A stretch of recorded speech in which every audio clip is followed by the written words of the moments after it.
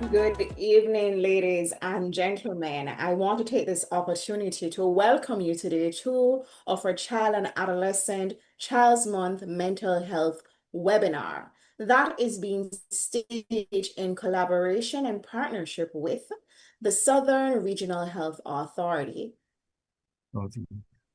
Forgive me, the Southeast Regional Health Authority, the Ministry of Health and Wellness Child and Adolescent Mental Health Unit, and the University of the West Indies Department of Sociology, Psychology, and Social Work at the Western Jamaica campus. This evening's webinar will be titled Bullying at the Scene and Behind the Screens. We have an amazing lineup that promises to be better than our last. We will be starting with a word of prayer. We're going to ask Nurse Takia Brown Lawrence, mental health nurse practitioner from the Western Regional Health Authority, to lead us in a word of prayer. Nurse Brown Lawrence.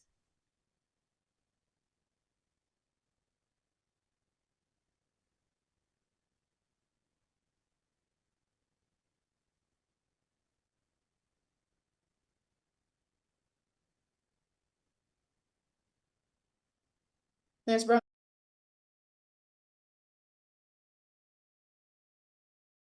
Thank you. Good evening again. Let us pray. Heavenly Father, I want to thank you, Lord, for this opportunity where we can come within your midst to celebrate our children. I want to thank you for this opportunity, for this webinar where we can learn more as to how to handle our children, merciful Father. Lord, I pray for this seminar that the presenters, their presentation will be clear enough and that we will be able to understand, all will be able to understand what will be said. Lord, I ask you to grant us your wisdom and understanding so that we can, as we participate, we will be knowledgeable even here. I pray, dear Lord, for your children who are vulnerable and who are marginalized. I pray, dear Father, that you give them the support that they need. And I pray for this community that we may be able to lend a helping hand where it is needed. Bless and keep us and grant us the desires of our hearts that are within that are within your realms, dear Father. Bless and keep us. And I pray, dear Lord, that everything will go well. I pray in Jesus' name. Amen. Thank you so very much, Nurse Brown. So You're a welcome. wonderful and most fitting way to start the evening. This evening, we will be led by the illustrious Dr. Michelle Henry, but please permit me to tell you a little bit about this lovely lady that will be acting as our moderator for this evening's proceedings. Dr. Michelle Henry has been working with the St. Catherine Community Mental Health Team within the St. Catherine Health Department as a psychiatrist for over a decade. She completed all her degrees, including her Doctor of Medicine in Psychiatry at the University of the West Indies. She was also very fortunate to pursue her lifelong dream of doing a clinical fellowship in child and youth psychiatry in 2022 at the title University of the West Indies. She currently works with both adults and children, but her clear love is for working with our youths. In her spare time, Dr. Henry enjoys dancing, singing, gardening, and caring for her beloved dog. She might be very, very little, but I hear she's very tallow. Ladies and gentlemen, panelists, help me to officially welcome Dr. Michelle Henry. Thank you so very much, Ms. Rose. That was a beautiful introduction. And now I have the distinguished pleasure of moderating this wonderful Child Month webinar with the theme, Treat the Youths Right. And as the song says, instead of putting up a fight. All right, so now I'm going to ask another illustrious person by the name of Dr. Kevin Goldburn. He is the Director of Mental Health Services and Substance Abuse in the Ministry of Health and Wellness. I'm going to ask him to bring greetings on behalf of the Ministry of Health. Good afternoon. Thank you, Dr. Henry, for your kind words of introduction. And thanks for the invitation to bring greetings on behalf of the Ministry of Health and Wellness at this 2025 Child Month webinar, which has now become an annual event, which I'm very proud of the organizers and commendation to them for actually staging this event on an annual basis for a couple of years now. Now, this year's theme, Treat the Youth Right, is very apt. And then for today's presentation, speaking about bullying at the scene and behind the screen is very relevant given our modern days where social media is become, I would say, the playground for youths. So in everything, as we know, there's good and bad. So today, I see you be looking at the bullying at the scene and behind the screen. And she have an illustrious set of presenters. So I wish you all the best in this webinar, and I'm sure we'll all come away with information that help us to mitigate the bullying at the scene and behind the screen. Thank you, and all the best for your webinar tonight.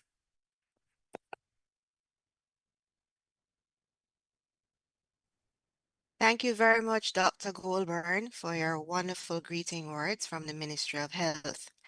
And now I'm going to introduce to you our first of three panelists.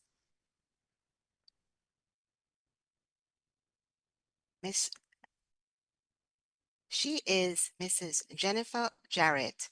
She is a guidance counselor at the Calabar High School for boys.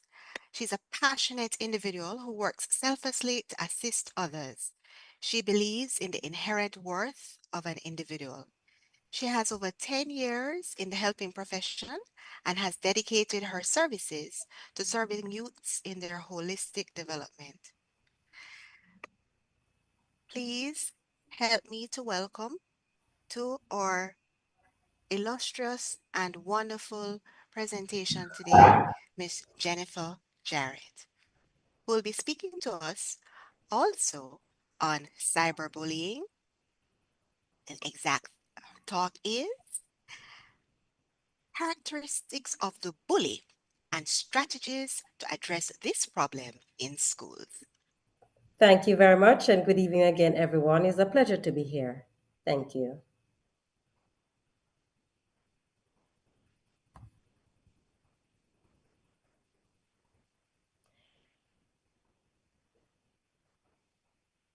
Everyone is seeing the screen? Not yet. Not yet. Okay.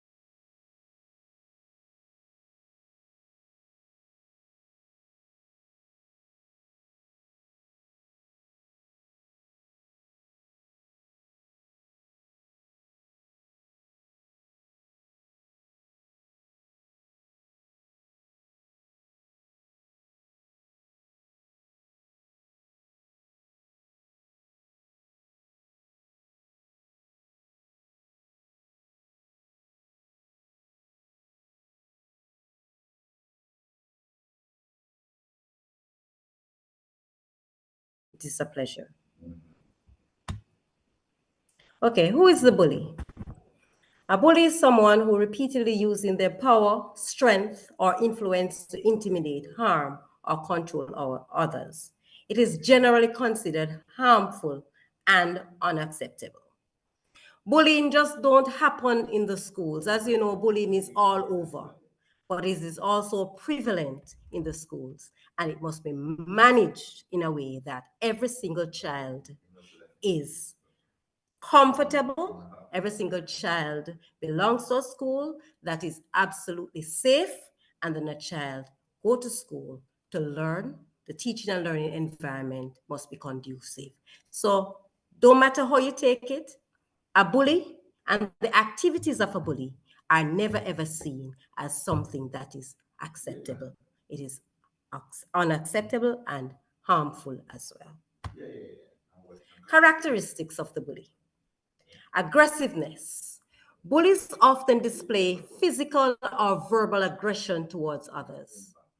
They are domineering and they're dominance seeking. They desire control or power over peers and may intimidate others to establish dominance. Lack of empathy. Bullies tend to show little concern for the feelings or well-being of others. Sometimes the characteristics also lend itself to low self-esteem. Some bullies project their insecurities by putting others down to feel better about themselves. And these are something that we need to be aware of within the school system and outside as well.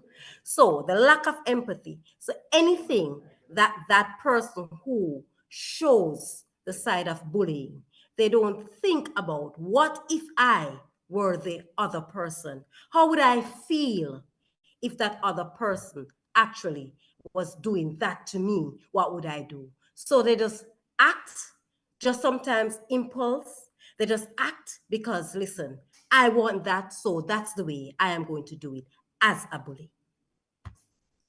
The effective strategies to address bullying. One, we need to create a safe and inclusive environment. We need to foster a school or community culture that promotes respect, kindness, and inclusion.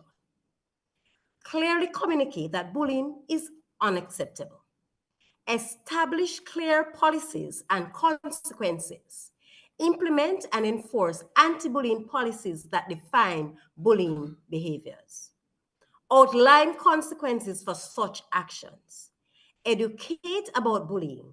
Conduct awareness programs to teach students, staff, and parents about what bullying is, its effects, and how to prevent it. No bullying campaign signs located on every block. Use peer leaders to run a campaign during the week of orientation. The week of orientation is very important when you're putting things together for any institution, because what it does, it lends itself for parents, other stakeholders to understand what you're about, and especially for new students who are coming to school. Parents need to know and understand that I'm sending my child to a school that is absolutely safe, free from bullying. My child will enjoy school, will enjoy the teaching and learning process. So it's very, very important that from day one, from orientation, that you put that in. Not just for grade 7 students, but you have to also understand that you actually refresh the other students that this is an institution, this is where we are, and this is a no bully zone. We don't tolerate something like that, because every single child deserves to learn in a safe and a comfortable environment. Effective, and we continue with the effective strategies to address bullying. Encourage open communication. Ensure that victims, bystanders, and perpetrators feel safe to report bullying incidents without fear of retaliation. You need to promote empathy and social skills.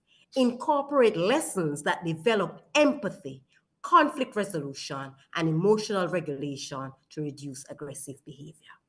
We need to intervene promptly, address bullying incidents immediately and appropriately. We also need to support our victims as well So provide a counseling for both the victim and the perpetrator. We need to involve parents and guardians and engage families in discussions about bullying. Monitor and follow. Keep an ongoing record of bullying incidents and review the effectiveness of interventions, making adjustments as needed. Provide training for staff, train teachers, counselors, parents, and staff to recognize signs of bullying and respond effectively. So, parents, there are certain things that you need to look out for. Like, for example, if you have a child going to a school and you realize this child was very happy on the onset of school, but start to be withdrawn. Start the first thing that the child wants in the evenings. Something, just rush to the refrigerator. I'm so hungry. But yet you have provided the necessary resources, the money, even the lunch for the child to go to school. But you realize something is wrong. Why is it that this child, every evening, he runs directly to the refrigerator, even before dinner, because he's hungry, he hasn't eaten? You can look at it and you may ask him to be upfront with you. You may ask him to say, be honest with me, what is happening? And sometimes that child is fearful. That child does not want to speak because of what is happening, the behavior that he is witnessing and what is happening to him in the days. So you may say to the child, all right, I'm going to seek out what's happening. And when you realize this child, every single day he steps on that school compound, his lunch money is not for him. That's a red flag. That's a sign. So you need to understand that and say, something's happening, I need to find out. And remember, and I would just say this to parents, you are an important stakeholder in any institution. So you have a right to be there and to use the chain of command to address what is happening to your child. So don't just look at it, oh, he's growing, he's just hungry. Something is happening, and you need to pinpoint what is happening and take it from there and assist. The behavior modification for the bully. No, we look at the victim, and as a counselor, you also have to look at the bully. What is happening? Why is this student has become a bully? Is it the socialization process? Is it the environment in the community? What is happening? So one, immediate and calm intervention. You have to address the bullying behavior promptly and calmly. Communicate clearly that the behavior will not be tolerated. Identify underlying causes. Try to understand why the individual is bullying. Is it a self-esteem issue? Is it family issues? Is it a gang-related or a need for control? And address these causes through appropriate support. You have to provide the behavioral intervention as well. Offer support and rehabilitation. Involve parent and guardian. Very, very important. Addressing the behavior as well. Bullying behavior requires a balanced approach that combines discipline, support, and skill development to help the bully change the behavior and prevent future incidents. Bullying is everybody's business. Sometimes when you look at a child, who is the bully? To be honest with you, that child is as fearful. So when that child approach that other student for things, that child is doing so out of fear himself. So sometimes when we address this issue, you find out that even the person who is acting as a bully is fearful and is such a coward. So every single child, as I've said before, deserves to be in an environment that has a no tolerance for bullying. But then we are dealing with children. So as we deal with children, we have to understand that it has to be a balance. So it's not that looking at the perpetrator as well and try to develop and implement programs that will allow that individual to become a better person. Because remember, we are dealing mostly with children in this case. So we have to make sure that these things are put in place. So we don't just set things out for the person who's being bullied or the victim, but we also find out, do our research, and see how best we can help. Because, you stop somebody from becoming a bully, you are actually saving that person. You are saving a community. You are saving a school, and you're saving an entire family. Thank you very much for listening. Have a wonderful evening.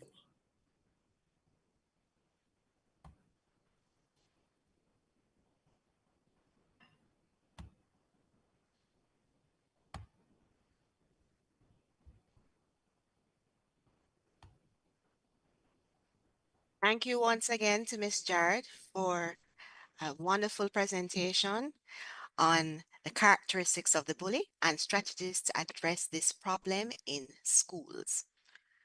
Now, at this time, we're going to ask another presenter to present on the topic, the epigenetic power of bullying and mental health. The presenter for this topic is none other than Dr. Ganesh Shetty. He's a consultant child psychiatrist in the Kingston and St. Andrew Health Department. He is employed by them through the Ministry of Health and Wellness, and he currently supervises the clinicians working at the child guidance clinics at the Comprehensive Health Center and Glen Vincent Health Center. He has worked at various child guidance clinics in the region, schools, and communities for over 25 years. His qualifications are too numerous to count. But of importance, he did his medical degree in India and then came to us in Jamaica and became a Jamaican. Did his DM here at the University of the West Indies, his DM in psychiatry, did his fellowship in child and adolescent psychiatry as at the Department of Psychiatry in Dalhousie University, Halifax, Canada. He has his master's in public health, also at the University of the West Indies, and he also did another fellowship here at the University of the West Indies, also in child and youth psychiatry. He's a certified play therapist, and he also has a certificate in clinical supervision at the Northern Caribbean University and Jamaican Psychological Society. He's had a certificate as well in trauma-informed care with Trauma Stress Institute in Kleinberg Family Centers. He has a wide range of research, presentations, and publications dealing with bouncing back by breaking barriers, coping with COVID, reducing adverse outcomes in childhood by taking care of our children, a workshop about the violated and violent youth, and biopsychosocial complications of child abuse at the National Mental Health Officers Symposium in 2013, and many more to count. So, without further ado, I'd like to introduce to you one of my fellow lecturers and colleagues, Dr. Ganesh Shetty. Thank you very much, Dr. Henry, for that kind introduction. Good evening, ladies and gentlemen, parents, uncles, aunties, boys and girls.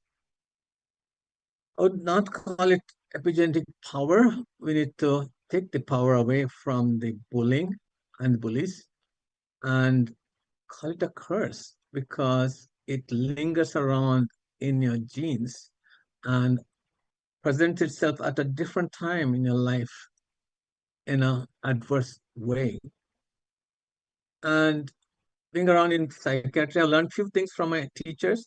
One is this differentiation between mental and physical is artificial. For example, I'm speaking, if you're hearing me, it will go into your ears, move the eardrum, move the little bones in your middle ear, and whip up a current in your inner ear, leading to a current which goes up through your auditory nerve to your auditory center and change the chemicals and electricity there. And in spite of my strange accent, with your knowledge of English, I hope you understand me. This is all physical. And another thing my teacher, Dr. Tessiga, said is the brain is like a patch of grass, and thought is like a person walking in that patch of grass. If they keep walking in a certain path, there will be a pathway. And what I now learn is that if I scratch my forehead at the same point for 21 to 63 days, there's a representation of that scratching of the forehead in my brain. So brain is not just made once, 95% before 5 years, and are done for life. Thank God for that. It can change, and sometimes the traumatic influences early in life can change it for worse. So environment will leave a biological memory. And with other things like poor parenting skills, poor social support to the parents, and unidentified and untreated mental and learning disorders, trauma and adverse childhood experience, which includes bullying now, can cause a lot of problems in the society. And not only it can cast its shadow way into your adulthood, increasing your risk of having diabetes, cancer, heart disease, and other severe mental disorders. And research has focused on certain particular types of traumatic experiences. They call it adverse childhood experiences, like all kind of abuses, neglects, exposure to domestic violence, having somebody at home who used substance, has mental illness, or gone to jail, parental separation. All these can disrupt development in a growing child's brain.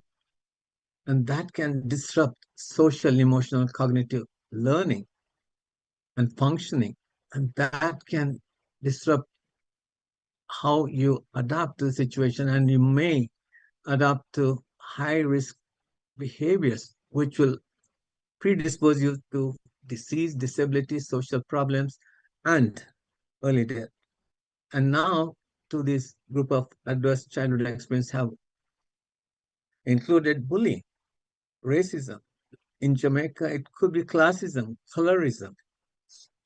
So, Mrs. Jarrett laid out the definition of bullying and forms of bullying, and cyberbullying is more notorious because all over the place, every time, all the time.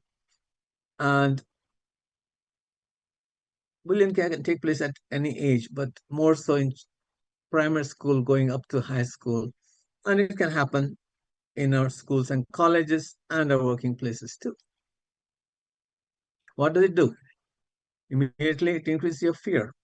As research showed, 3 out of 10 children in that group were afraid to go to school because bullying is some form of harassment. And it damages your self-image. It affects how you react to people, your school performance. You get angry, frustrated, lonely, and might even don't want to deal with anybody. And your eating and sleeping might change. You might have physical manifestation of stress, stomach ache, headache, backache. And long term, it might predispose you to anxiety and depression. In one study of severe PTSD, 1/3 of boys and less than half of girls had some PTSD symptoms growing up. And some of them might get affected more so because of their resilience and protective factors being less. Some of them might injure themselves, cutting. Some of them stop eating or eat too much, bullying, bulimia, and some of them even think about ending their life because it's so unlivable. We heard about perpetrators. They are more prone to violent and risky behaviors as adults. They might get into gangs and substance use and sexual activity, land up in jail, might abuse everybody around them. They don't have empathy for anybody, and they might hurt many over time. And bystanders also might have some anxiety about should be doing, could be doing, did not do anything, and it might have vicarious influence on them also. So it affects everybody, the bully, the bullied, and the bystander. And of course, being bullied increases suicidal risk in many ways. And I mentioned that we have included bullying in ACE categories. Now, understanding epigenetics is knowing what is a DNA. It is a blueprint of life. Everything depends on what DNA you have. And genes are like pages in that blueprint, a big book of blueprints. And at a given time, the expression of genes would be like opening that book of recipes and looking which recipes to cook about, because genes eventually land up leading to RNAs and production of some kind of protein or chemical to influence life and your biology. So some changes can take place which can affect your genes and gene expression. Sometimes a gene might be tuned up, turned up, and sometimes dampened down, and sometimes turned off totally or turned on totally. And chronic stress invariably can trigger a gene expression, which may not be a helpful one. And there are sensitive peers where trauma has particularly increasing tendency to encode itself into DNA and genes and affect you long time to come. And hypothalamus pituitary adrenal axis, which basically controls how your body's physiology takes place, and cortisol is primary way of influencing body function, and that can get dysregulated. There might be too much cortisol, and your reactivity to cortisol might be dampened, and that can also reprogram how you deal with future stressors and increase your vulnerability to mental health disorders, particularly if you're already predisposed to such illnesses by transgenerational transmission of genetic predisposition. Now, there's some neurotransmitters which can also be particularly affected. Serotonin, which is behind your anxiety and depression, can also be encoded in a different way. So it might increase your chance of getting these disorders, especially if you're triggered in later life.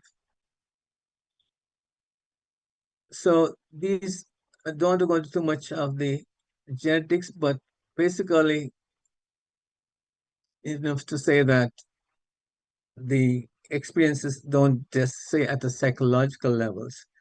They are encoded in a biological way and might show up in different ways going forward based on your resiliency, your protective factors, what support you get, how much your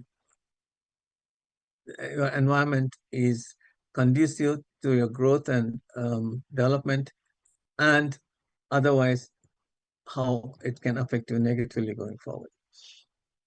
And there's some food for the brain called brain-derived neurotropic factors. And trauma like bullying can induce change in this and can impair its production so that your brain can starve in some sense. So what we need to know is, we need to know that it's not just somebody feeling anxious and depressed. It is symptomatic expression of some biological dysregulation which is deep-rooted. And we need to take a very detailed trauma information. And many times when I talk to people who have land up developing serious disorders like psychosis and bipolar, there is some level of trauma, and many times it is bullying, and often it is in high schools. So there's a long shadow of traumatic experiences which follows you, and it is embedded in your brain, embedded in your nucleus of your genes, and how it expresses itself.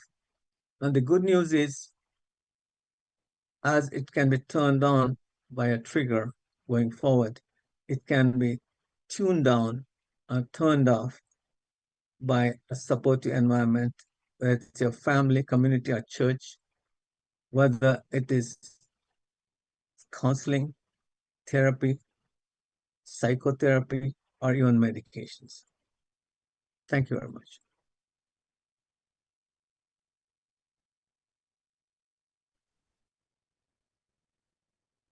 Once again, I'd like to thank Dr. Shetty for an excellent presentation, albeit short, on the epigenetic curse, as he calls it, of bullying.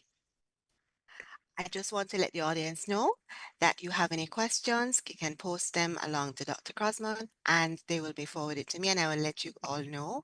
We'll be taking questions at the end of the presentation. We'll be dealing with questions at the end of the presentation. My apologies. All right. So next up, law enforcement. Ooh. And none other than our presenter is going to be Deputy Superintendent Warren Williams. He's the head of communications of forensics and cybercrime division of the Jamaica Constabulary Force, and he'll be dealing with the topic of cyberbullying, what it is, and how to stop it. Now, just go and check one quick little thing.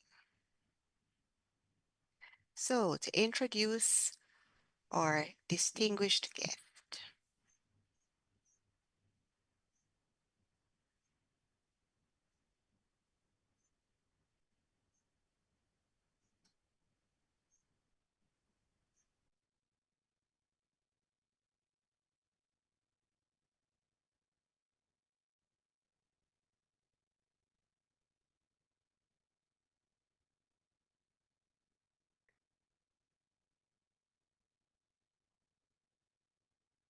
Right.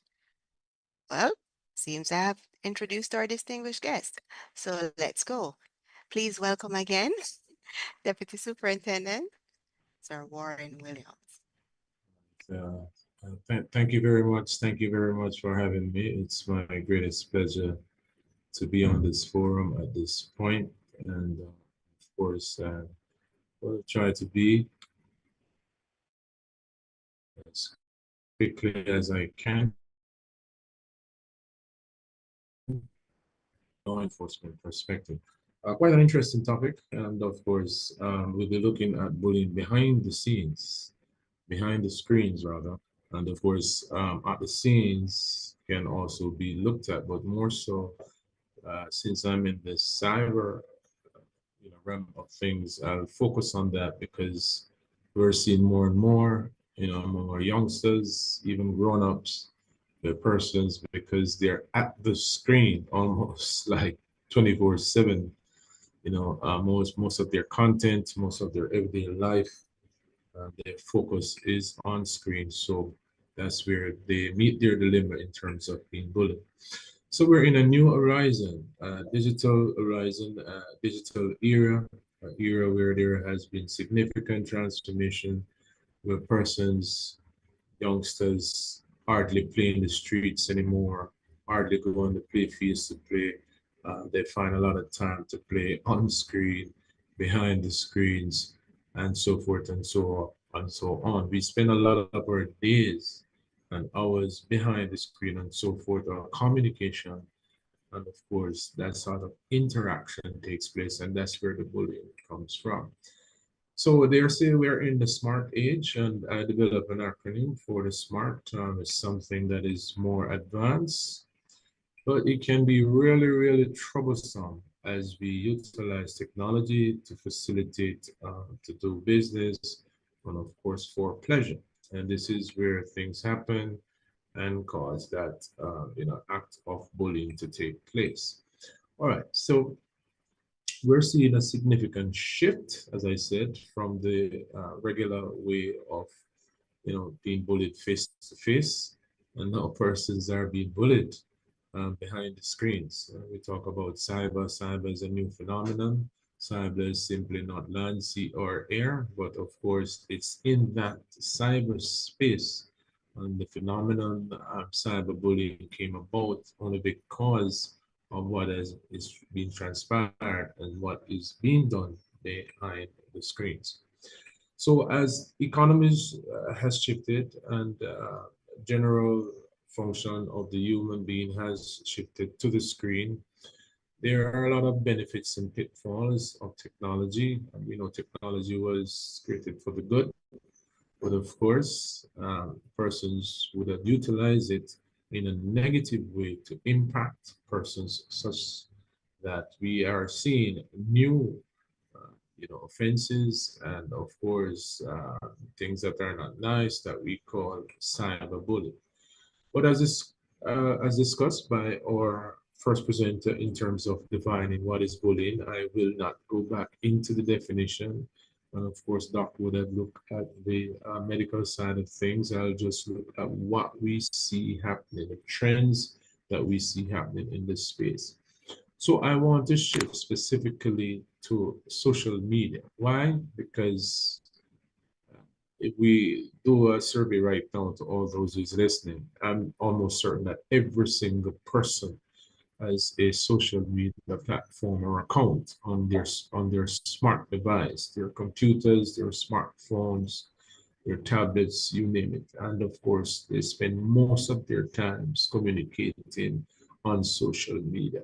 So this is the space that not only the cohort of younger generation, but almost all generation, young, middle age, senior, everybody spends time on social media. You know, we talk more outside rather than interacting within our family, our homes, and we talk to persons at anonymous, persons we don't know. We meet new friends, we meet new people online. And of course, this is where the danger comes because sometimes we're meeting, a lot of persons that they don't even know.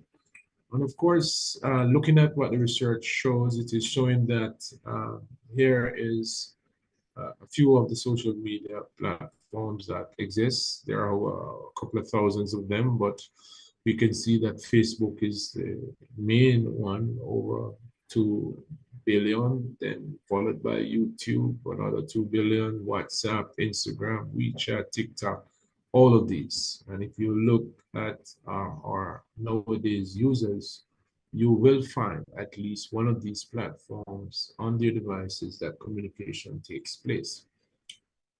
So looking at the social media as we focus on it, in 2023, the Washington Post would have established a ban on persons under 16 from using social media. Why?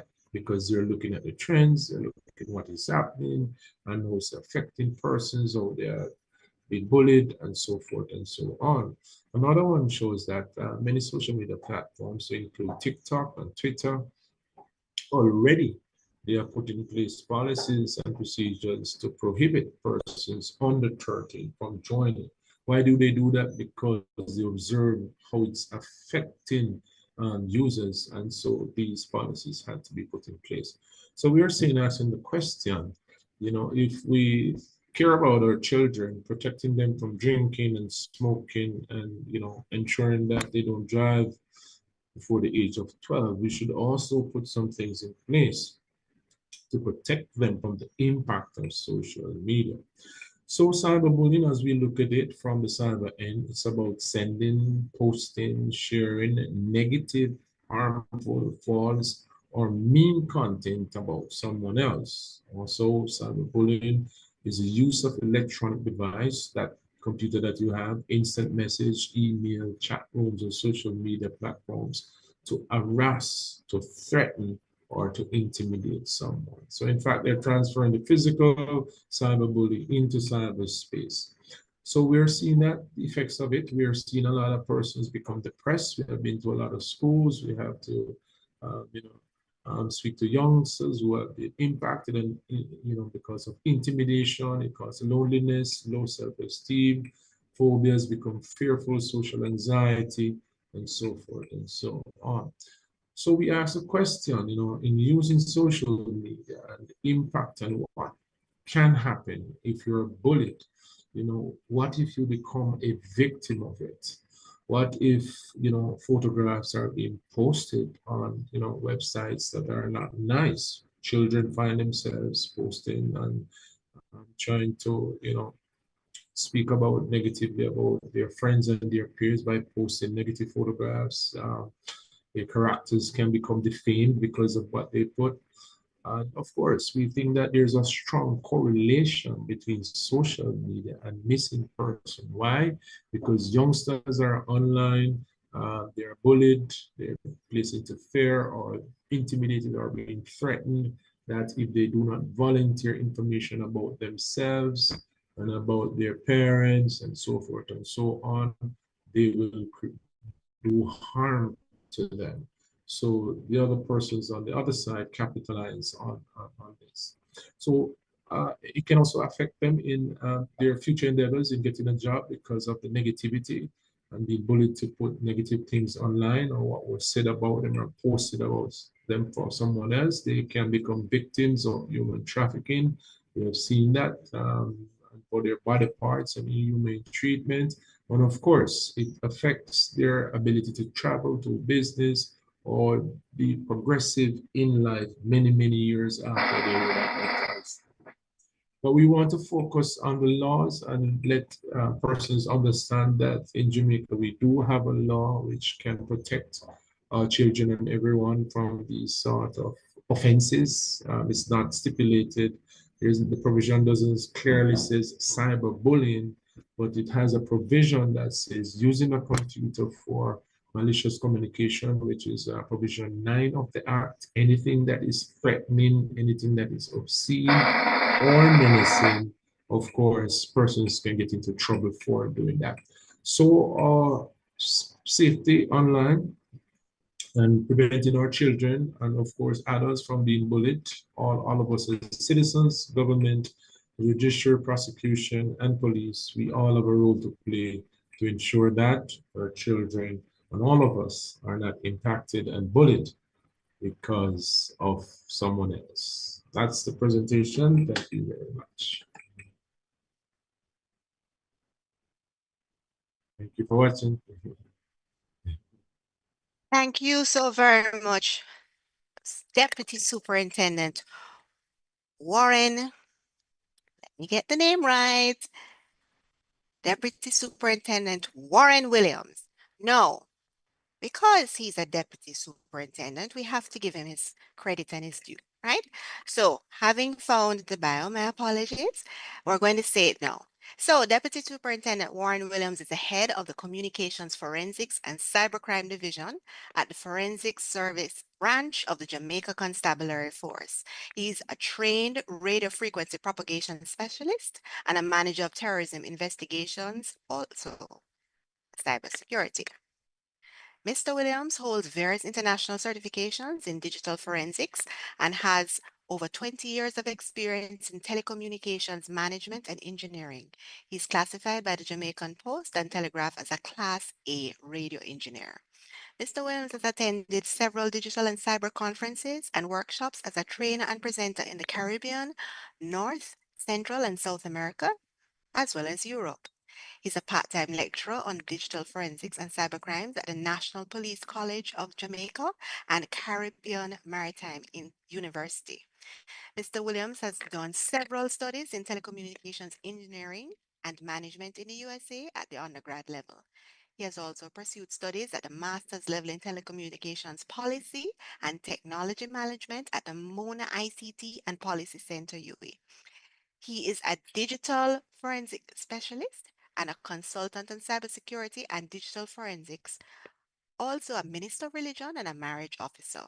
He's the founder of God's Outreach and Deliverance Ministry, which is at www.godsm2014.com, and a recipient of the National Medal of Honor for meritorious service in the area of cybercrime and cybersecurity.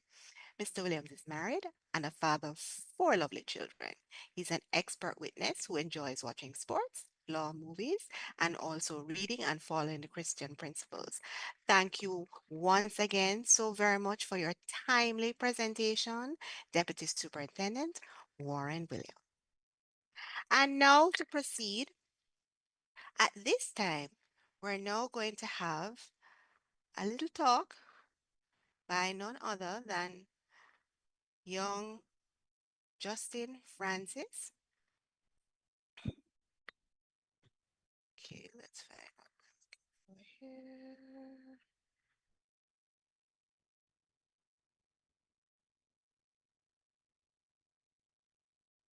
So, Sir Justin, a 15-year-old student from the very famous Calabar High School.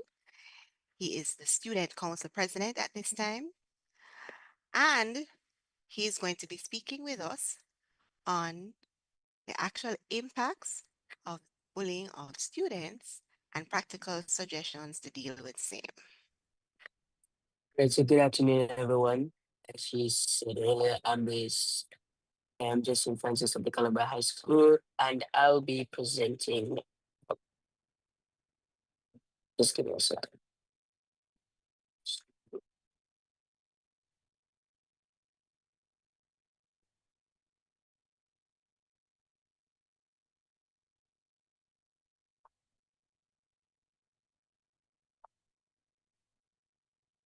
Is everyone seeing my screen?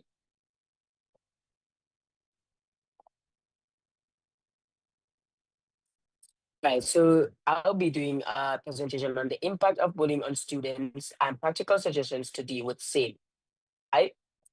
So, I'll be covering the introduction, the main points, the strategies to put in place to prevent bullying, and a conclusion.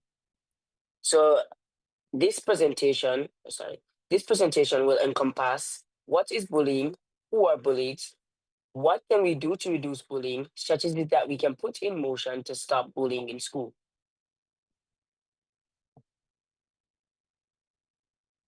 What is bullying? Bullying is when a person intentionally or repeatedly uses words or action against someone or group of individuals that causes distress and risk their well-being. And I wrote some effects. The effects of bullying, right? These are effects on the victim, emotional and psychological impact, low self-esteem and self-worth, anxiety and depression, feelings of loneliness and isolation, suicidal thoughts or self-harm, academic impact, poor performance in school, lack of concentration, avoidance of school or dropping out, physical impact, headaches, stomach aches, or other stress-related issues, changes in eating or sleeping habits, difficulty trusting others, trouble forming or maintaining friendships. Effects on the bully may continue violent or aggressive behavior into adulthood, increased risk of getting into fights, legal legal trouble or substance abuse, poor academic and career outcomes, often struggle with authority and rules, higher chances of dropping out or facing disciplinary actions, right? Because a bully is seen as, let's see some percentage, like 4 times out of 10 or 5 times out of 10, 50-50. Bully is a person that has gone through a traumatic experience and has no one really to talk to. So they show or they react a certain way and have a short temper, which lead to them picking on someone or mistreating them, calling them names, or doing other bad stuff to them. And these are some strategies that can be put in place or implemented to stop or even reduce bullying in our schools across the island. 1. Establish clear policies. Create and enforce strict anti-bullying rules. Clearly define bullying and outline consequences. Ensure all students, teachers, and parents understand the policy. Educate students and staff. Conduct regular workshops and awareness sessions. Each teach empathy, respect, and problem solution skills. Train teachers to recognize and handle bullying effectively. The one is encourage reporting. Provide safe, confidential ways to report bullying. Promote a school culture where speaking up is supported. Number 4, Foster a positive school environment. Encourage teamwork and inclusive activities. Reward kindness and positive behavior. Make every student feel valued and accepted. Number 5. Involve parents and the community. Communicate regularly with parents about bullying prevention. Offer guidance to help students identify warning signs. Partner Partner with community groups to stop anti-bullying efforts. Number 6. Support both victims and bullies. Offer counseling to students affected by bullying. Bullies change their behavior through guidance and discipline. Ensure victims feel safe and supported. Number 7. Address cyberbullying. Monitor digital platforms used in school. Teach students about responsible online behavior. Take cyberbullying as seriously as in-person bullying. So, in conclusion, bullying negatively affects students' mental health, academic success, and social lives. If not addressed, the impact can be long lasting by enforcing clear rules, educating students, encouraging report, sorry, by enforcing clear rules, educating students, encouraging reporting, and involving parents and the community. Schools can create safer environments. Together, we can reduce bullying and ensure all students feel safe, respected, and supported. Thank you. That was my presentation.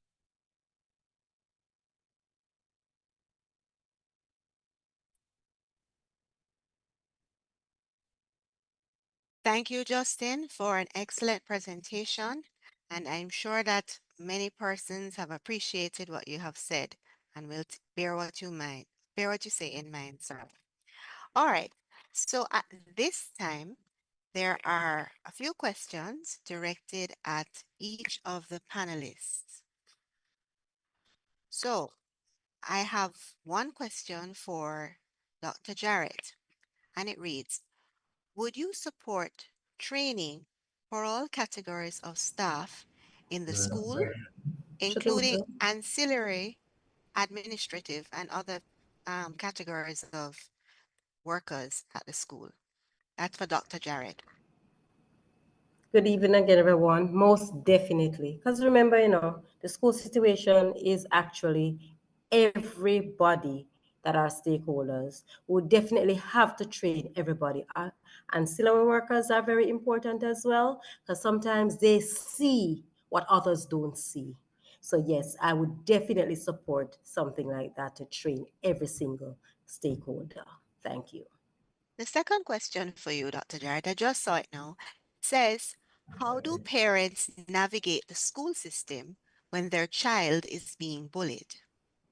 Okay, thank you very much for that question. One, we have a clear structure where that happens. So, for example, something happens, the child is encouraged to take it to the form teacher. Form teacher not available, you take it to your supervisor. The guidance department is always open to that student as well. When that is done, and depends on what has happened, then the school will definitely have to call in the parents, talk to them, and so on. So there's a clear guideline on how we deal with bullying at the school level. So everybody has to be involved. So for the dean of discipline has to be involved as well, the vice principal, everybody, because we take bullying seriously and it is something that we do not want around. Thank you for those answers. Welcome. I will also wait any other questions for Dr. Jarrett, but in the meantime, I have a question for Dr. Shetty. So bullying has always existed. Why is it a problem now? And is it that we have become more fragile? It's a very interesting question. Thanks for that. Maybe in some ways, because particularly think about the folks who are in hardships as growing up, and they want to protect their children from all the hardships they went through. And in that process, they will protect them from essential hardship, I call them, which is eustress, not distress, which they can't manage, but just enough stress that they can learn from it and get strong. So in other words, is the exercise which will not break the bones is necessary to get strong, but not the traumatic impact which will break the bone, which will be distress, the traumatic experiences which also needs the bullying. I mean, we know that we all might have gone through some kind of ramping with our friends. They call something, call them back something. And most times it ends there. But sometimes it might get out of hand, but then somebody else intervenes and we shake hands, we're all good next day. But we're talking about bullying in the sense that a consistent attack, whether it's verbal, cyber, or physical. And it can be very subtle in that, as it happened to me when I was in grade 6, 4 bullies in my class told everybody, do not talk to him. And anybody talks to Anish Shetty will beat them up. And I go to school and nobody's talking back to me, even my best friends. And it did have an impact on me. But thank God I had a strong support of my friends outside the school and the family. I recovered. But somebody else who may not have that kind of support may not have. So in other words, they might have been weakened, not because they're born weak, but because we are not exposed them to essential hardships, which will make them strong, and also probably keep them from learning some of the anti-bullying tactics or bully-proofing them in some ways. For example, one of my patients, on his own, he developed a group around him. He called it Code Red Brotherhood, right? And this guy was autistic and struggled through primary school. And the idea is some of his friends, when they hear the word Code Red, whether it's just outside the bathroom, wherever he's been accosted by these bullies, they always find some places which is kind of lonely and try to bully him. He would just scream Code Red, and all his friends will arrive at that site. On one hand, it would protect him, because when a bully sees 6, 7 kids arriving at the scene, he'll be a little afraid, but also it would be a bunch of kids giving witness in case something happens. So he learned it on his own, but then somebody else might find it difficult to find strategies like that. So in other words, the kids who are overprotected and not exposed to essential hardships might be not so resilient. It's a long answer for the short question. Thank you very much, Dr. Shetty, for that answer for the question. I'm not seeing any more right now asking Dr. Shetty at the moment, but as soon as I get them, I will bring it up. But I have all of 4 questions right now for DSP Williams. So here goes. All right. So the first question to you, sir, uh, coming from the audience, can you please repeat some of the ways that our parents can reduce the challenges of cyberbullying, and what should parents do if their children encounter this? All right. That's the So, first one. all right. So the first one, what they can do in terms of minimizing being bullied is that you have to be involved in the life of your children and your child, in the sense that you know what they're doing online, know who they're talking to, because a lot of time, children meet anonymous persons online, not knowing who they are and what the conversation is. So one, as a parent, if you're involved in trying not to be inquisitive into the conversation, but at least have an idea what is being done online and the discussion that is taking place. Now you can pick up early if they have been forced to give out personal and sensitive information about the family or about themselves, or being pressured, to do something that is wrong.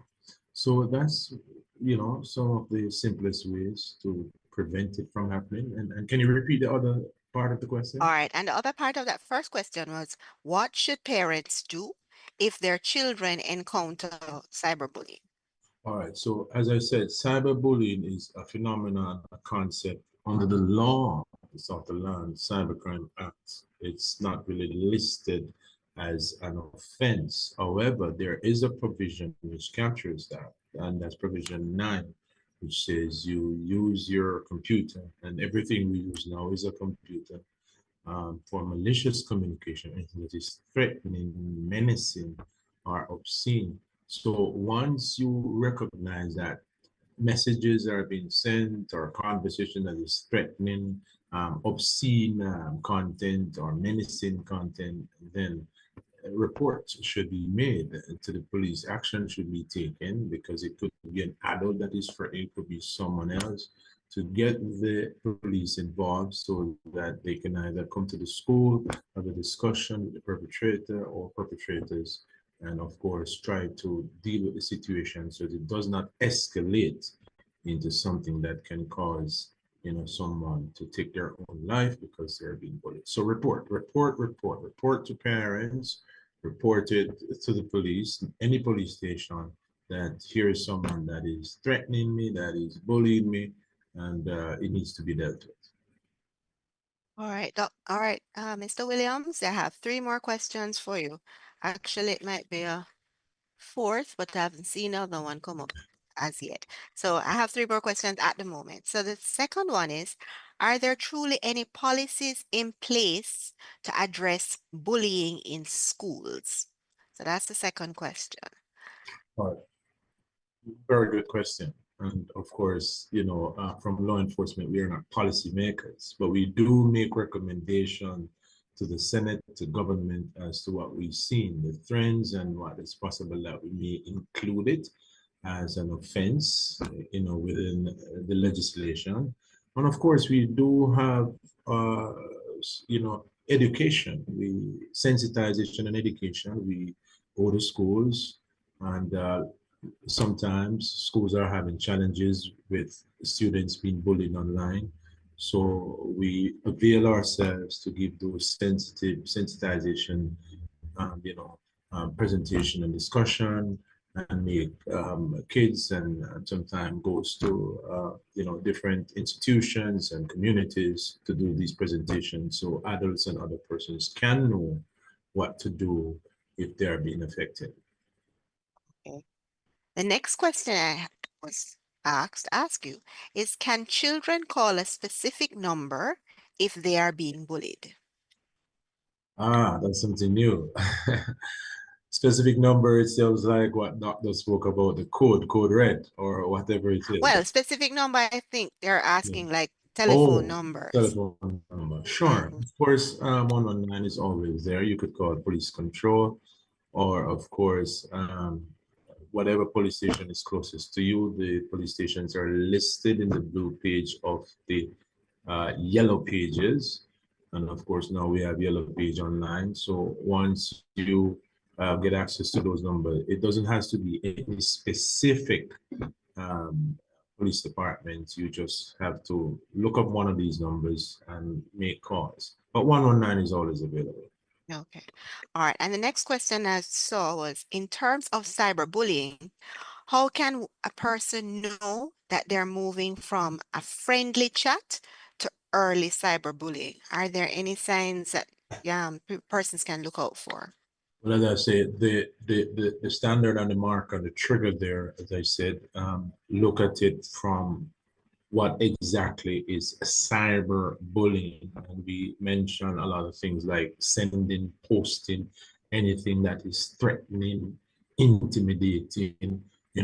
Once you sense those sort of conversation taking place, then it's a trigger for you to know, hey, my child is being bullied, or I am being bullied, based on where the line of conversation is going.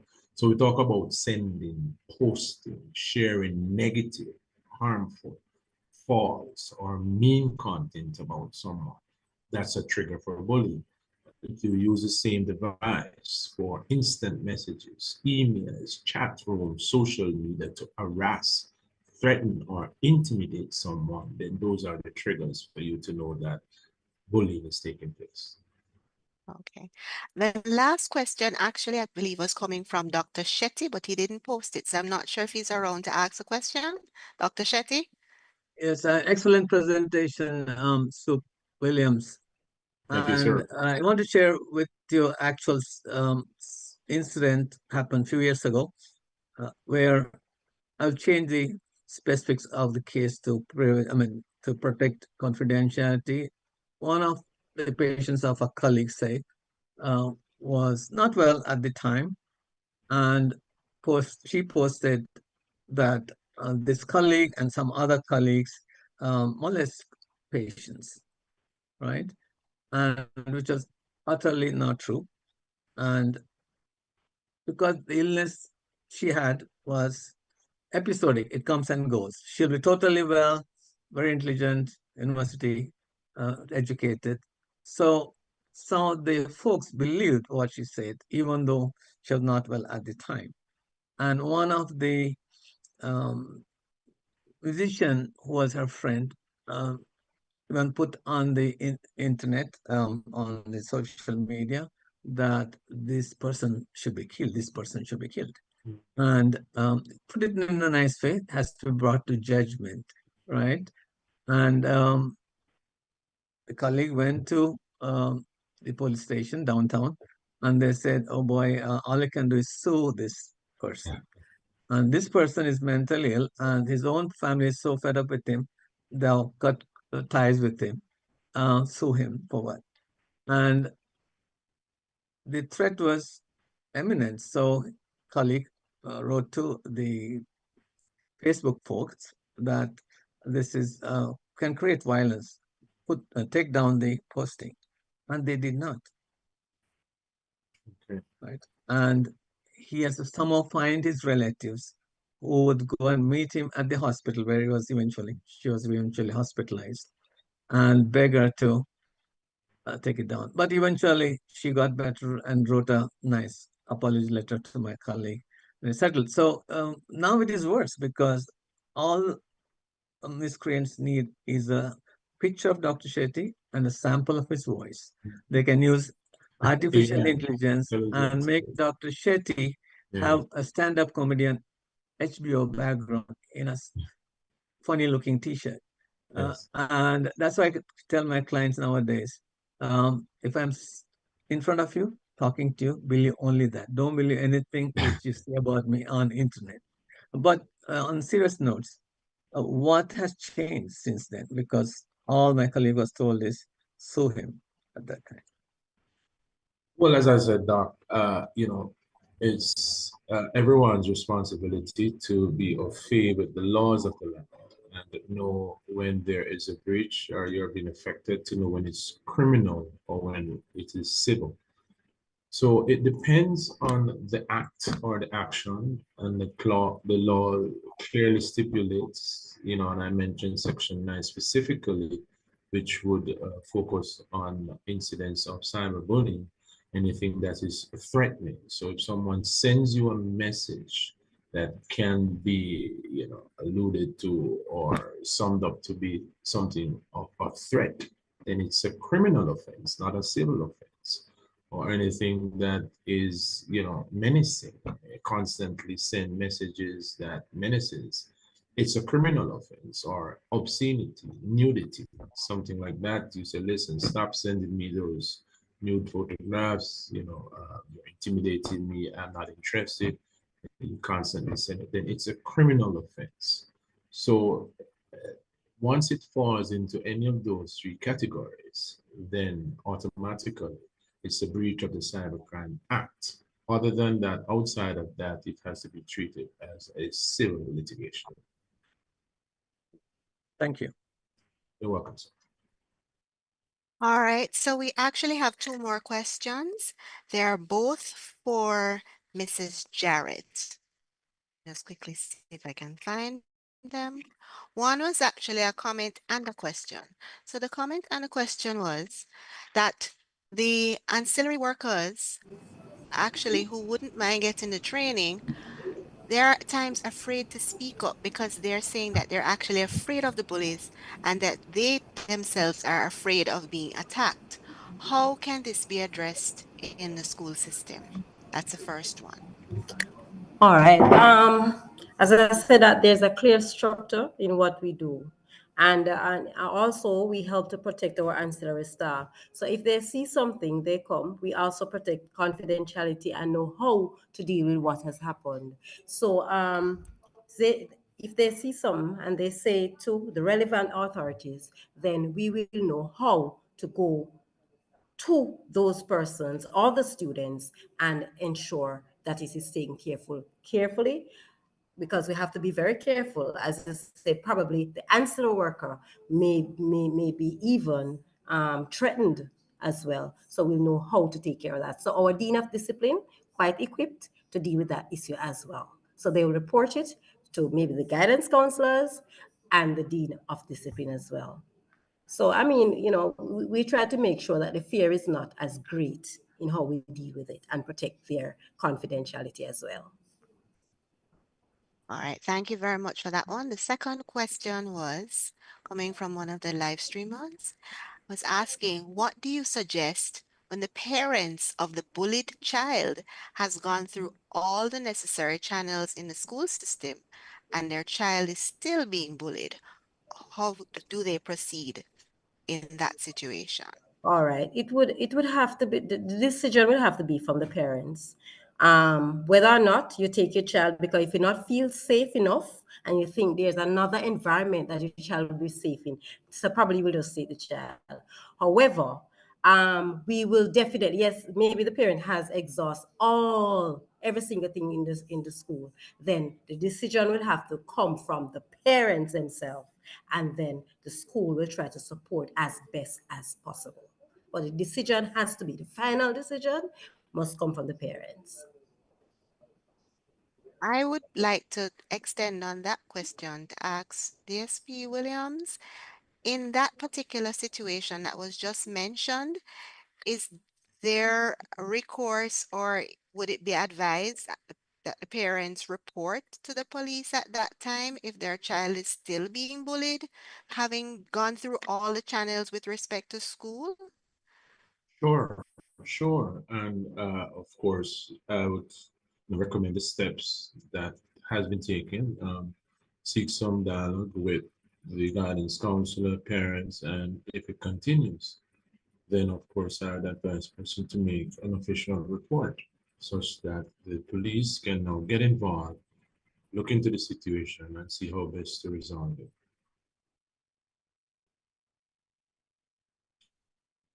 Thank you, thank you, DSP Williams. One final comment I would make with respect to that same situation. I noticed none of you have mentioned anything about child guidance clinic.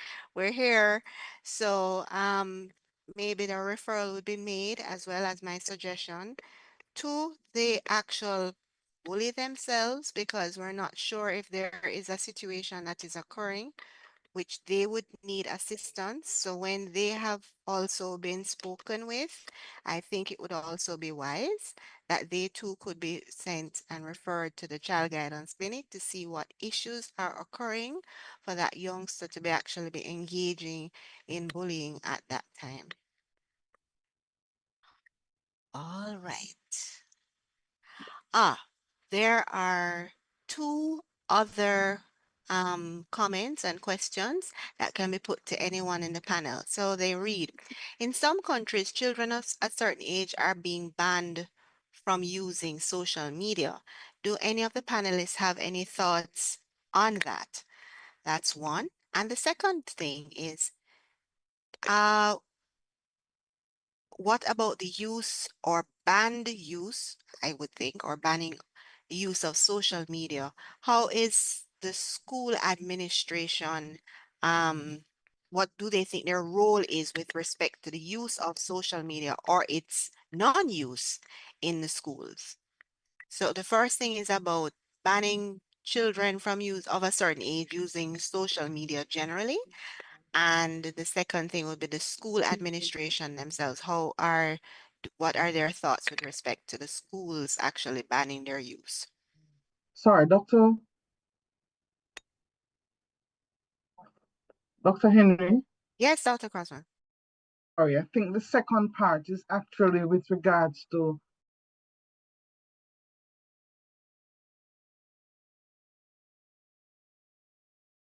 Right. So the first question to the panelists, let's deal with the social media first, because I think that's something that we haven't really touched on yet. About what are your thoughts about children of a certain age being banned from using social media? Anyone?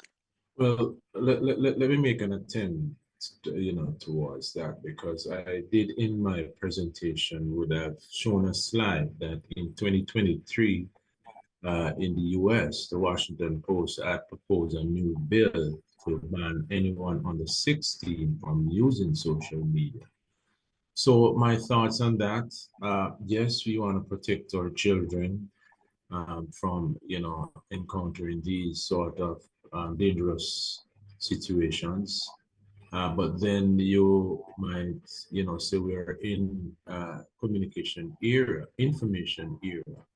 And is it that we're restricting children, from that freedom of speech, here, First Amendment rights and so forth and so on. Banning is very strong. I would prefer to say monitoring, because you do have tools that has been created, apps and application that can monitor content. So from a parent or adult perspective, if you have children, of course, all our children will utilize technology to support or to facilitate what they're doing in school, to do their research, and of course, for pleasure. They do communicate and talk and play games and so forth and so on. But you have tools that can monitor what is being done online. You have to be intrusive without them knowing that you are doing that. So once you do it, because it protects the family also, and it alerts you, are they communicating with someone who's malicious, in the sense that, they're asking for personal and sensitive information about the family, and your kid is volunteering it because they are being fearful. So it's important that you utilize the available tools and monitor what is being done online. And of course, you will have a better control rather than banning, because, you want kids to have that, joy of communicating. And of course, although things have changed now, people are communicating more outside than inside the family. But monitoring is less harsh than banning. But countries do it, and they would have agreed to, and they would have seen the benefit of doing that. That's my thought. Thank you, DSP Williams. May I make a quick suggestion? I'm in the business of seeing children every day, and I am still trying to catch up with some of these technologies that we have available to us. May I suggest that coming from maybe the community youth police clubs, if we could have more health promotion sessions with respect to this for the adults, the parents in the communities, I think it would be welcome, because a lot of parents oftentimes do ask about technologies that can be used that would not make their children feel as if they can't, continue on social media, but at least they can monitor what's happening so that they can have a discussion with them if they see something that is, going to affect them immediately or even later on. So I think doing something in the community, especially through the youth clubs, speaking with the parents and, even some of the youngsters about, being safe on the internet and some of the things that parents can use, and caregivers, because, caregivers can also be, grandparents, aunts, uncles, you name it. So to assist us in helping to ensure that our children are safe, especially on social media. Thank you for that. That's a very good suggestion, Dr. Henry. Of course, we do have an arm of the JCF, which is called the Community Safety and Security, which works closely with communities and, of course, youth clubs. But that's really, really an important suggestion. One of our tagline is the more we educate, the less need to investigate. So you're correct. If we are there to educate from the grassroots, from community, then there is the possibility of minimizing incidents and situations of this sort. So I do. Dr. Henry, if I may, most countries believe that 13-year-olds is less than 13-year-olds should not be allowed access to social media.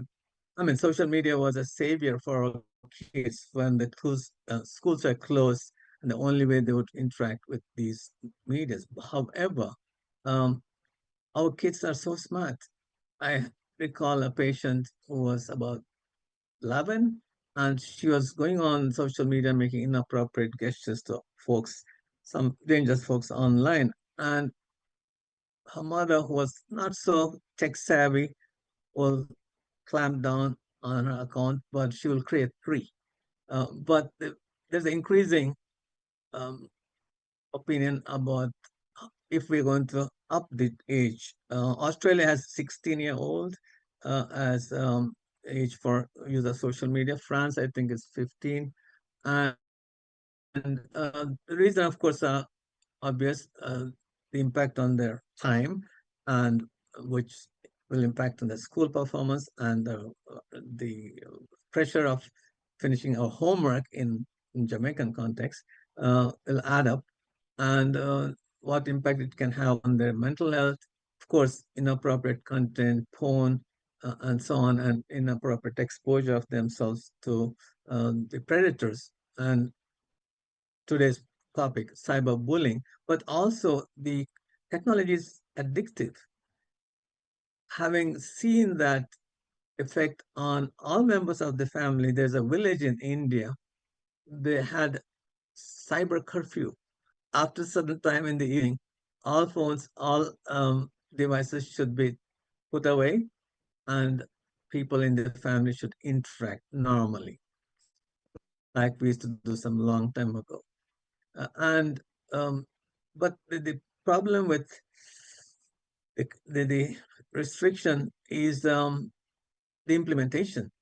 These guys find some ways, friends, phone, whatever, to get where they want to go. So they might use wrong names, wrong age. So oversight and education and creating that culture that, just like food, I need to eat healthy. Same way, I need to put healthy stuff in my brain, including what is on TV and what is on these devices. And anything which is unhealthy is not going to be good for me or you. And if we can create that culture, probably that would work better than policing them and restricting their age by 1 or 2 years. Thank you, Dr. Shetty. I have two questions for our youngest panelist, for Justin Francis. So the first question was, should parents intervene on behalf of their children whenever bullying is occurring? And the second question was, how as students do you navigate the challenge of bullying with getting help from the abuse? Are teachers helpful enough? And what are your friends saying about that? So I think your first question was that if parents should intervene. On behalf of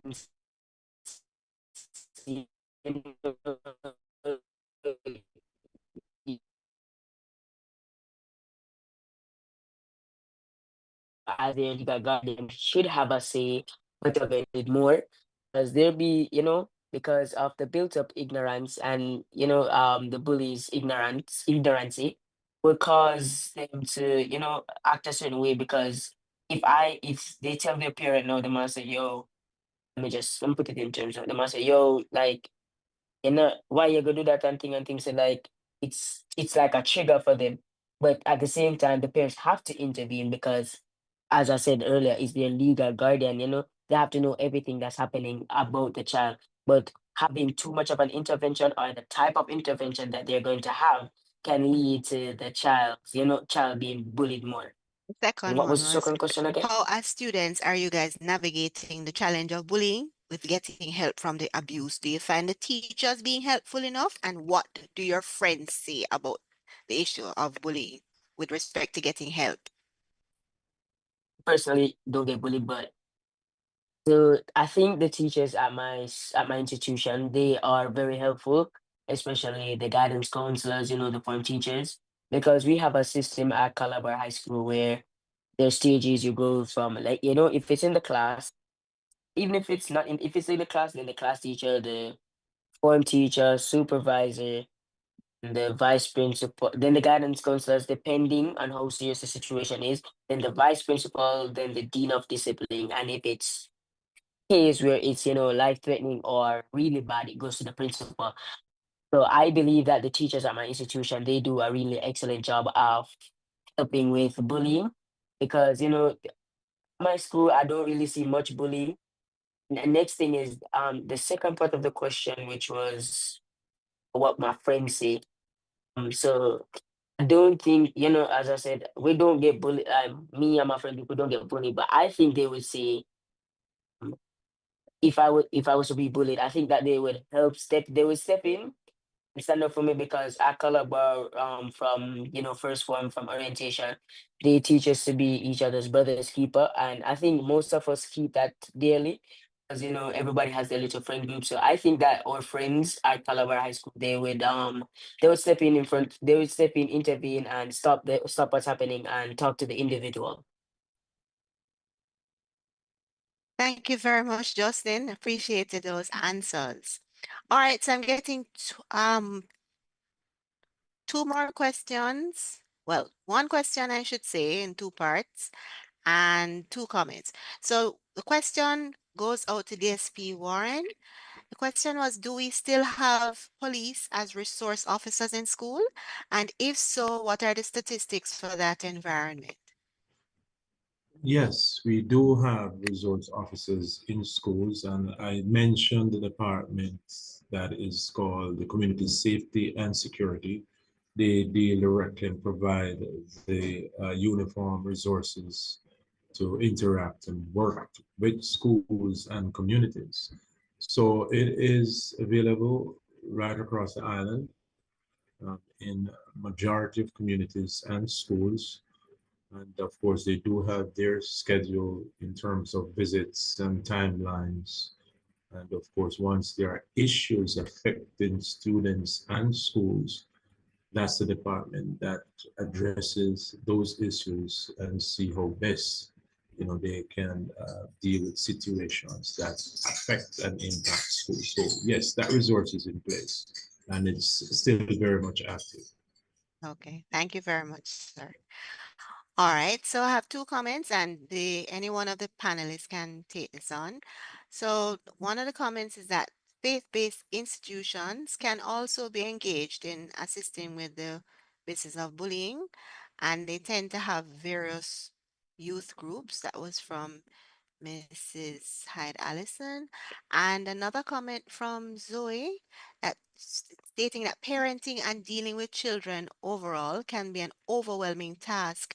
And of such, some of us as adults end up bullying these children without even realizing it, which then has a ripple effect. So I don't know if any of the panelists want to state anything further on any of those two issues.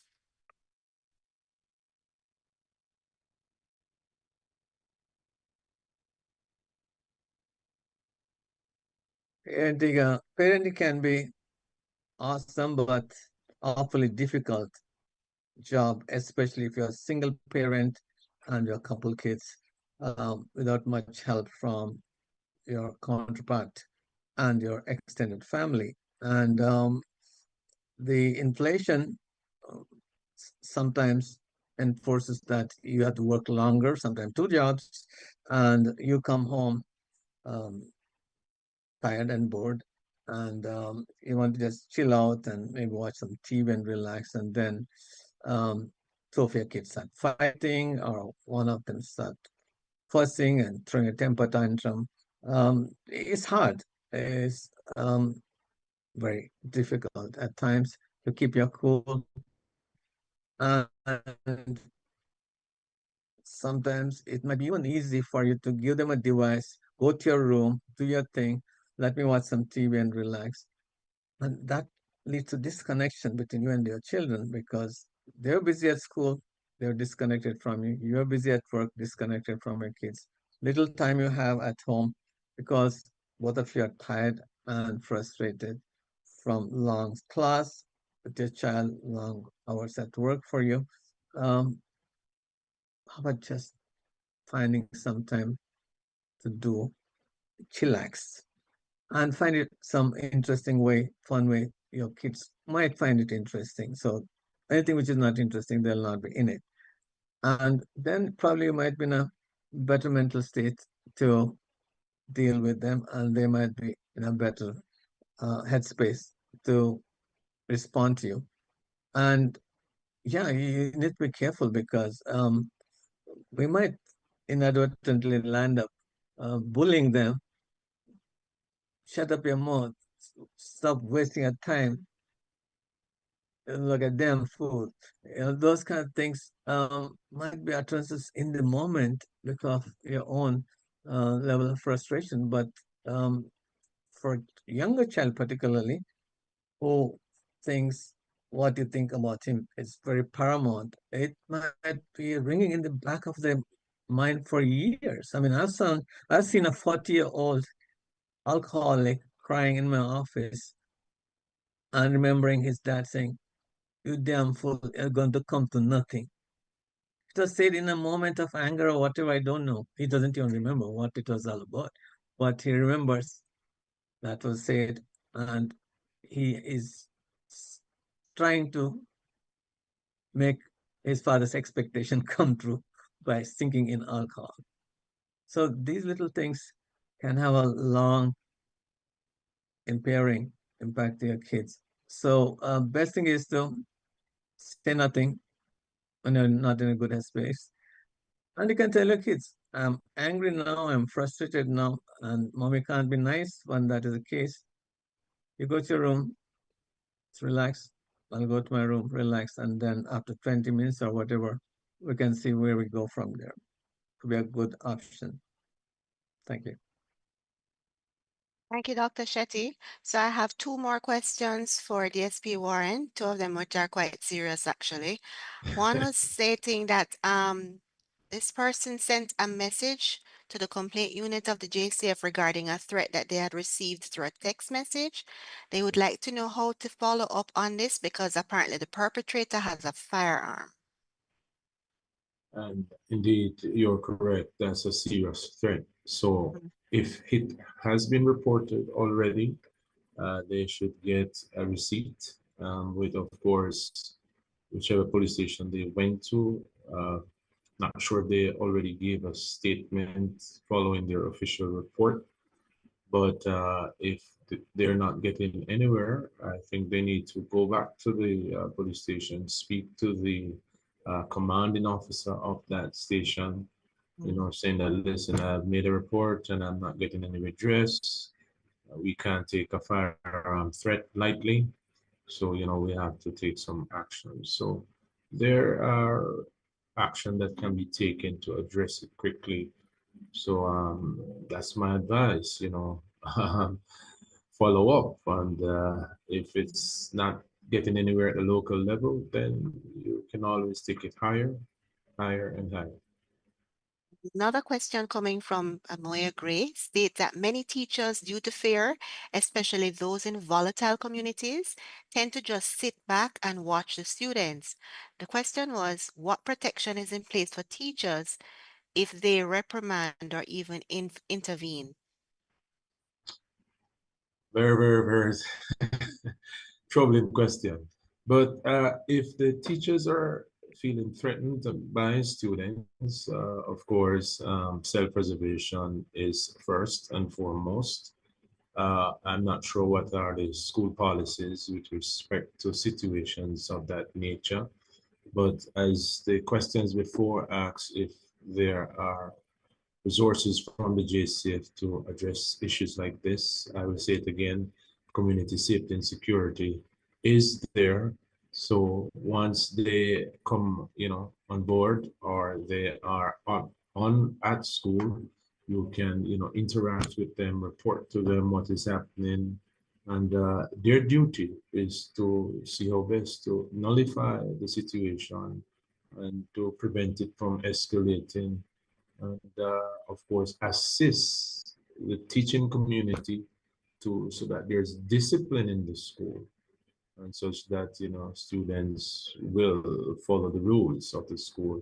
And of course we know some are coming from communities and families that they need help, so they will take out their frustration, as doctor spoke, they will take out their frustration because there's frustration at home and all sorts of things. So we have to be our brother's keeper, and we have to try to help each other, and we have to try to be there for each other.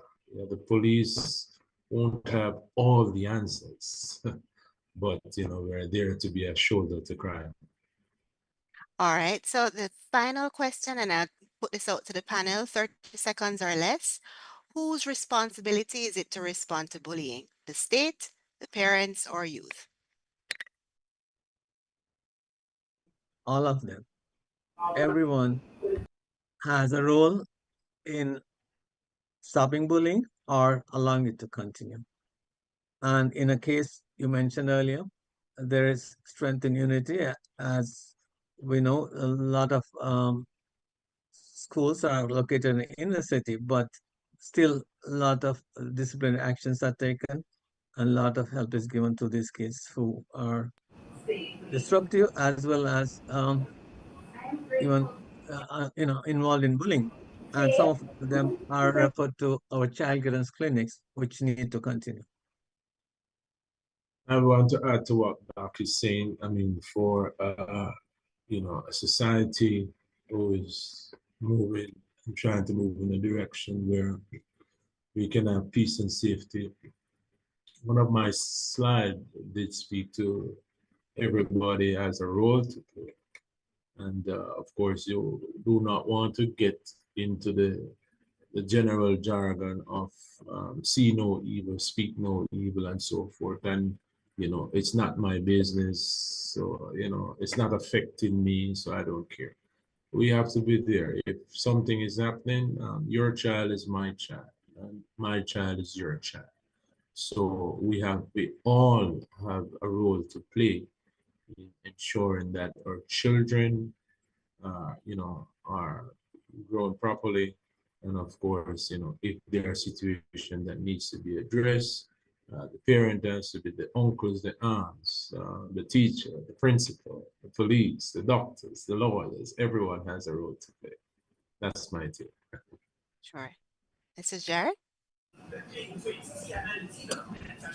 Yes, as I said in one of my one of my slides, that bullying is everybody's business. A collaborative effort. Everybody has to come together to stamp this out. It's hard when you see a child who is suffering because of another child. And if bullying doesn't stop, that other child who is a perpetrator, we can know that we're hoping that it won't go this way, but if he continues on that trajectory, then it will be all negative. Justin? I feel that everybody has a say in bullying because it doesn't matter where or how you're getting bullied. Everybody has a say because the people that you think, if you think that adults alone should deal with bullying, an adult isn't around, your own friend can help you, and cope with it. So I think it's everybody's responsibility or duty to be your brother's keeper. All right. Well, thank you so very much, everyone, for all your contributions and participation in this Child Month conference about treat the youth right. It Bullying is everyone's business. And just to add to everyone saying, the bullies are also in many instances victims. So I believe they themselves also need assistance in any way possible to help them so that they don't continue to perpetrate the behavior. This has been an excellent presentation of various topics, and I would like to thank our presenters, Mrs. Jennifer Jarrett, the guidance counselor from Calabar High School, who presented on characteristics of the bully and strategies to address this problem in school. Dr. Ganesh Shetty, consultant child psychiatrist from the KSA Health Department, who presented on the epigenetic curse of bullying and mental health. DSP Warren Williams, who's head of communications, forensics, and cybercrimes division of the Jamaica Constabulary Force, who presented on cyberbullying, what it is and how to stop it. And Justin Francis, our 15-year-old very able student from Calabar High School, who spoke to us about the impact of bullying on students and practical suggestions to deal with same. And even more important, thanks to the organizers and thanks to you, the participants, who gave your questions and ensure that we had a rousing and very interesting conversation at the end so that we could get even more information on how to deal with this very important, timely issue of bullying in the space and bullying in cyberspace, right? And so now I thank you all for having spent your evening with us, and do continue to have a safe journey if you're going anywhere. If you're at home, get some rest, and I hope that you will continue to come and support our children or adolescents and know that we're here to help you, give you information, and hope that this information can be of benefit to you. Thank you all for coming.